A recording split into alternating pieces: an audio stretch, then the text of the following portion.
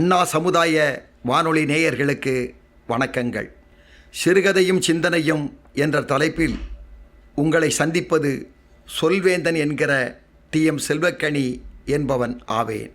அன்பு நேயர்களே, சிறுகதைகள் மனிதனை பக்குவப்படுத்தக்கூடிய நல்ல கருத்துக்களை கொண்டவைகளாக இருக்கின்றன. அருமை நேயர்களே, இப்போது உணவு பாதுகாப்பு சட்டம்லாம் வந்துடுச்சு.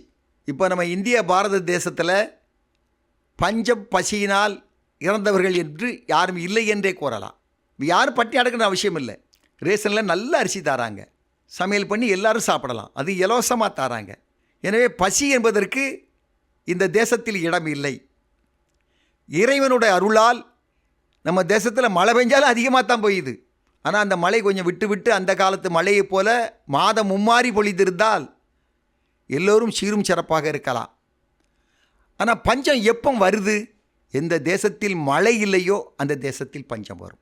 தண்ணீர் எங்கே இல்லையோ அங்கே பஞ்சம் வந்துட்டுன்னு தான் அர்த்தம். அதான் வள்ளுவர் பெருமகனார் சொல்லுவார், வான் சிறப்பை பற்றி 10 குறளை சொல்வார். அதிகாரமே ஒன்று தந்தார். வான் சிறப்பு. வானம் பொழிய வேண்டும், நிலம் செழிக்க வேண்டும், மக்கள் மகிழ்ச்சியாக வாழ வேண்டும். வானம் பொய்ப்பின் சொல்லுவார் வள்ளுவர் சொல்லுவார், வானம் மழை பெய்யலைன்னா இறைவனுக்கு நடத்தக்கூடிய பூஜைகள் கூட நின்றுவிடும் என்று சொல்லுவார். எவ்வளோ பெரிய வார்த்தை பாருங்கள். மழை போச்சுன்னா என்ன போச்சு? கடவுளை வணங்கக்கூடிய அந்த பண்பாடு கூட போய்விடும்னு சொல்கிறார். எனவே நம்ம கடவுள்கிட்ட வேண்டுறது என்ன? யாருமே பஞ்சம் பசி பட்டினி இல்லாமல் வாழ வேண்டும், நோயற்று வாழ வேண்டும். எனவே பஞ்சமே இந்த தேசத்திலேயோ இந்த நாட்டிலேயோ இந்த உலகத்திலேயோ வரக்கூடாது. இது எல்லாருடைய ஆசையாகவே இருக்க வேண்டும். நேயர்களே, நம்ம நாட்டு ஒரு பழமொழி உண்டு, வரப்புயர நீர் உயரும், நீர் உயர நெல் உயரும் என்று சொல்வார்கள். எனவே எந்த குறைபாடும் இல்லாமல் நமது தேசம் இன்றைக்கு இருக்கிறது. இது எல்லா வகையிலையும் உயர்வு பெற்றிருக்கிறது என்பதை நாம் அறிகிறோம். நாடு பருவகால மழைகளை பெற்று செழிப்போடு இருக்க வேண்டும். அதனால்தான் வள்ளுவன் வான் சிறப்பு பற்றி கூறினார். அருமை நேயர்களே, எந்த தேசத்தில் பட்டினி காணப்படுகிறதோ அதே தேசத்தில் நாணயத்தையும் நியாயத்தையும் தர்மத்தையும் காண முடியாது. 50 ஆண்டுகளுக்கு முன்னால் வேற்றொரு நாட்டில் நடந்தக்கூடிய ஒரு பஞ்ச காலத்தில் நடந்தக்கூடிய ஒரு சம்பவத்தை பற்றி நான் அதாவது மழை இல்லாமல் அந்த நாடு ரொம்ப பஞ்சத்துக்கு போயிடுச்சு. சாப்பாட்டுக்கு வழி இல்லாமல் பல மக்கள் பட்டினியால் அப்பப்போ இறந்துக்கிட்டே இருக்கிறாங்க. இருக்கிற கொஞ்சம் தானியங்களை எல்லாம் பெரியவங்க சாப்பிடாம சின்ன குழந்தைகளுக்கு கொடுத்து அதுகளை உயிர் வாழ வச்சுக்கிட்டு பெரியவங்கள்லாம் இறந்து போகிறாங்க. இது கண்கொள்ளாத ஒரு கொடுமையான காட்சியாக நடந்துக்கிட்டே இருக்குது. அந்த ஊரில் ஒரு பெரிய பணக்காரர், ஒரு தான பிரபு, அவர்கிட்ட கொஞ்சம் தானியங்கள் பத்திரமாக வச்சுருக்கார். அவர் இந்த தானியத்தை உணவுகளாக்கி அந்த ஊர் குழந்தைகளுக்கு மட்டும் கொடுத்து குழந்தைகளை உயிரோடு வைக்க வேண்டுங்கிற நல்ல எண்ணத்தில் இந்த குழந்தைகளுக்கு கொடுத்துக்கிட்டு வரார்.